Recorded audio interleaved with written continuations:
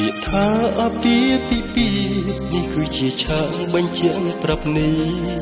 បុរសហើយនឹងស្ត្រីភរិយាស្វាមីនៅក្នុងជីវិតតែមិនមែនជាការពិតដេកស្នេហ៍ស្និទ្ធស្មោះស្ម័គ្រសំខាន់មិនប្រកាន់មិនប្រច័ណ្ឌយល់ចិត្តយល់ថ្លើពាក្យថាភរិយាស្វាមីត្រូវតែភក្តីមិនមានលំអៀងញញឹមមិនអាចទ្រាំទ្រាមគឺជាផ្លូវស្ពានសូភមង្គលមិនខ្វាត់មិនមានល្បិចកលអស្គាល់តែពាក្យថាមេត្តាក្តីថ្នាក់ថ្នមបីប្រឡោមិនត្រែសា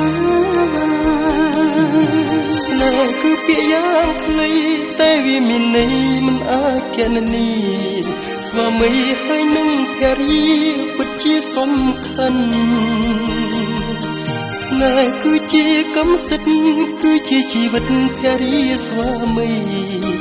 បើទិញលក់ឬដូរនាំលោកីចំអល់លើ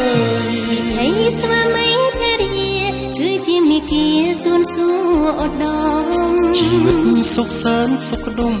រស់នៅជួបជុំគឺស្មោះភក្តីក្តីមួយប្រពន្ធ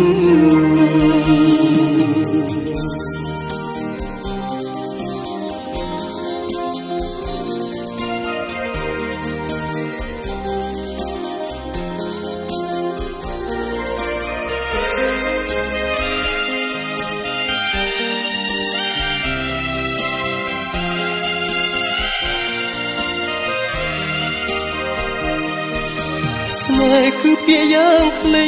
តែវាមានន័យមិនអាចគណនា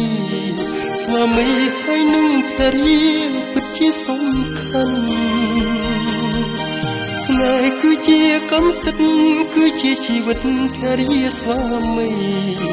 បើទិញលក់ឬដូរនាំលោកីចំអល់លើស្នេហ៍គឺពាក្យយ៉ាងខ្លីតែវាមានន័យមិនអាចគណនាស្វាមីហើយនឹងភរិយាពិតជាសំខាន់ស្នេហ៍គឺជាកម្មសិទ្ធិគឺជាជីវិតភរិយាស្វាមីបើទិញលក់ឬដូរនាំលោកីចំអល់លើវិថីស្វាមីភរិយាគឺជាមេគាសួនសួរឧត្តមជីវិតសុខសាន្តសុខដុមគួរនៅជួបជុំគឺស្មោះភក្តីក្តីមួយប្រពន្ធ